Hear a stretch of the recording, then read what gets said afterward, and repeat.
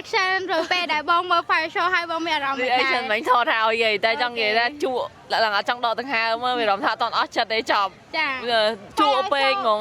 ក៏ពិតគាត់លេងយូរប៉ុន្តែដោយសារតែយើងជក់ពេកមានអារម្មណ៍ថាមកផ្លែតែមកយើងហ្នឹងហើយនេះដាក់អីខ្ញុំ order មាន order ទេរវល់មើលហើយក៏មានអារម្មណ៍អូលយបងលយហើយមើលឡើងជក់ចិត្តហ្មងហើយមួយទៀតហ្នឹងគឺរៀងអាណិតគាត់ដែរខ្លាចគាត់ក្តៅអត់ទេបងគាត់និយាយទៅគាត់ក្តៅដែរប៉ុន្តែគាត់ព្យាយាមបំរើអារម្មណ៍ទៅដល់ទស្សនិកជនទាំងអស់និយាយទៅគាត់មានការងារគោលរបស់គាត់ប៉ុន្តែគាត់ឆ្លៀតក្នុងការរៀន training ជាមួយនឹងការងារកវីភ្លើងហ្នឹងអញ្ចឹងគាត់បានក្រៅនឹងអាហ្នឹងតិចតួចហើយគាត់បំរើអារម្មណ៍ទស្សនិកជនទៀតនិយាយទៅការលះបង់របស់គាត់ចាបងហើយគាត់ហ្នឹងគាត់មកពីកំមុនគាត់ធ្វើការនៅថៃយ៉ាបងហើយគាត់ចំណាក់គាត់មកហើយមកជួយស្រុកខ្មែរម្ដងគាត់ខ្មែរយើងទេតែគាត់ជាចាខ្លាញ់ប្រទេសខ្មែរដើម្បីជួយបណ្ដុះបណ្ដាអូនទាំងអស់ហ្នឹងដើម្បីគាត់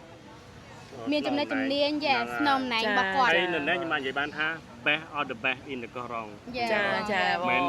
មែនថៃចំណាយធ្លាប់ពីមើលនៅនេះគឺអែហ្មងចាអញ្ចឹងបងប្អូនខ្មែរយើងក៏បានឃើញទស្សនវិជ្ជានេះហើយកុំភ្លេចចូលរួមមកលេងកោះរ៉ុងនៅខ្មែរយើងក៏លយក៏ស្អាតដែរអ្នកគ្នាទស្សនវិជ្ជាអីគឺស្អាតហ្មងវាគ្រាន់តែជាមួយផ្នែកទេសកម្មភាពមួយផ្នែកទេមានរបស់ជាច្រើនទៀតថ្ងៃស្អែកហ្នឹងខ្ញុំក៏ទៅអីគេboat trip គេធ្វើកម្មវិធីយប់ឡើងគេអីគេ event អីមួយទៀតផ្លេចឈ្មោះបាត់ហើយបងដូចរំដូចអីនៅខាង Nest ហ្នឹងហើយបង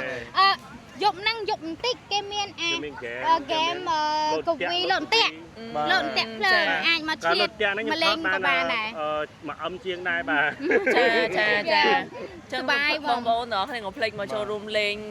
នៅនេះគឺទេសភាពស្អាតហើយមាន activity ជាច្រើនទៀតហ្មងចាចូលរួមទាំងអស់គ្នាជាពិសេស content creator ទាំងអស់គ្នាកុំភ្លេចមកធ្វើវីដេអូឲ្យបានច្រើនហ្នឹងក៏ចាបងចាហើយក៏បងភ្លើងនេះគេលេងថ្ងៃណាខ្លះគេលេងថ្ងៃច័ន្ទពុធសុក្រ